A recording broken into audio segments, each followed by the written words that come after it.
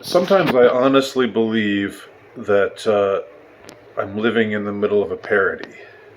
That this timeline on whose branch we have all been herded is just, this can't be real.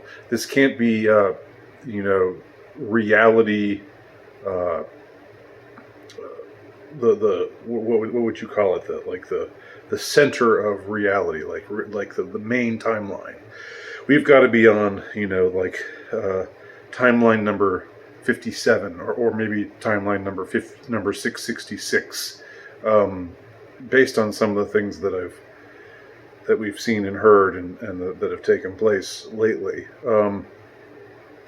This might not seem like a huge deal to some of you, but to me, it really hit hard. It turns out the Navy, the U.S. Navy, just christened a new battleship. I can't help but laugh when I say this right now. I wasn't laughing before, but you gotta laugh. So it's the get ready for the SS Harvey Milk. I'm not joking. I'm not joking. They've made a battleship. The U.S. Navy has made a battleship and named it after Harvey Milk, the man who's best known as a gay rights activist. Which I don't care. I honestly don't care who's gay and who isn't. All right, I don't. Whatever. But Harvey Milk was not just gay. He was a pederast. He was a man who is. Oh, they're coming for me now. They're coming for me now.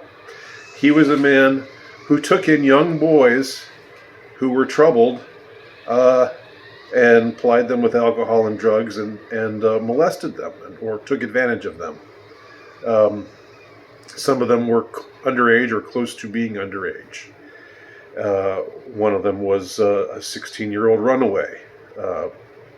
That's the most well-known case. When I was growing up in the 1980s and 1990s, graduated high school in '89, college in '93.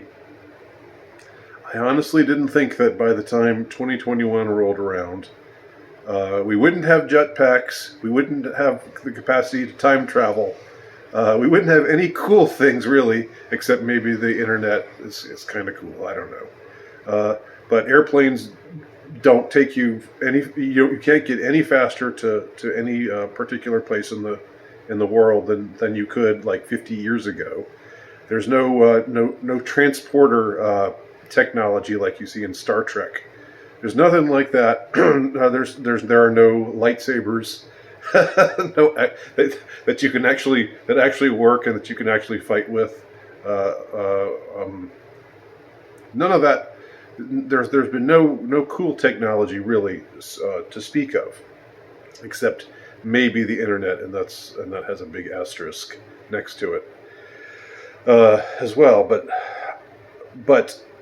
I would never, as a high school student, as a college student who was liberal leaning, back then, whatever it meant something different. I would maintain that it meant something different to be liberal at that time than it does now, or to be left-leaning than it does now. But if you had told me that the Navy would be naming one of their ships after Harvey Milk, I wouldn't believe you. Nobody else would believe you. The most raging liberal would laugh and say that's something that's fit for a Monty Python or SNL parody. That's just insane. But we've got now the fearsome U.S. military, the strongest military in the world. Now has a ship named after a notorious pederast. The thing is, nobody can take us over. I mean, I mean, I don't think the rot can be cleansed from within, but at this point, uh, well, I wouldn't want China to take us over, uh, because that would just be a different kind of hell. And Russia's not what they once were when they were the Soviet Union. But I do sometimes think, man, I wish some non-degenerate force, some non-degenerate entity out there, could just invade and say, this country is ours now. And you know what? Guess what? Your Harvey Milk battleship, your ship named after an infamous pederast, that's out the window now. We're naming it after someone who's worthy of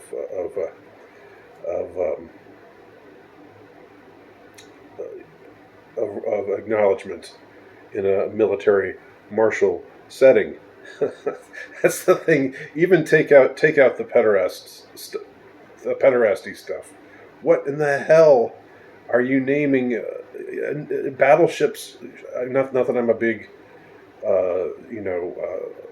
not that I'm somebody who praises war or thinks that war is a wonderful thing, but don't you want to have a martial kind of tone or aura or aesthetic?